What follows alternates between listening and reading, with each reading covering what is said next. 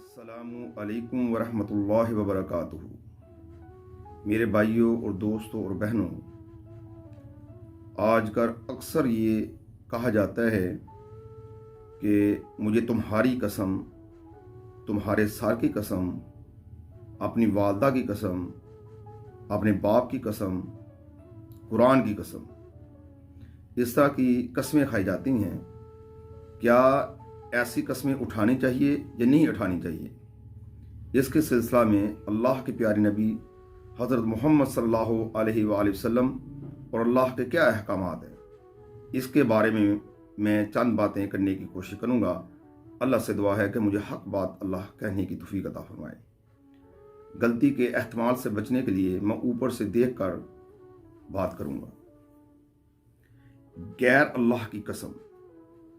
बहुत से लोग गैर अल्लाह की कस्में खाते हैं। कोई बाप की कसम, कोई अल्लाह के साथ रसूल करीम सल्लल्लाहु अलैहि वसल्लम की कसम, और कोई कुरान की कसम खाता है।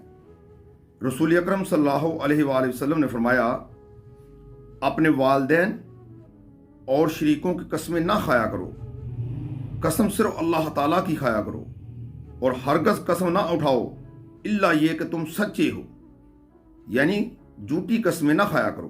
अबू दाऊद। नीज रसूल अकरम सल्लल्लाहु अलैहि वसल्लम ने फरमाया, जिस किसी ने अल्लाह के अलावा किसी और की कसम खाई तो उसने शिरक किया। मसनद अहमद। अगर कोई शख्स गैर शरीक काम के लिए कसम खा ले तो इसे ऐसा काम करने से रुक जाना चाहिए और इसे अपनी कसम का कफारा अदा करना चाहिए। मुस्लिम शरीफ।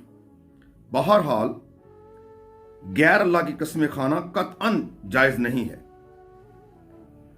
मेरे भाइयों और दोस्तों और बहनों, इन अहादीस की रोशनी से यह मालूम हुआ कि गैर अल्लाह की कसम खाना शिरक है। ये अल्लाह को पसंद नहीं है, क्योंकि अल्लाह के अलावा और कोई भी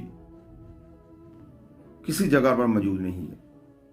अहादीस में आता है कि अल्लाह फरमाता है, हदीस कुदसी है कि अल्लाह फरमाता है कि एक नहीं होता मगर दूसरा मैं होता हूँ, दो नहीं होते मगर तीसरा मैं होता हूँ, तीन नहीं होते मगर चौथा मैं होता हूँ।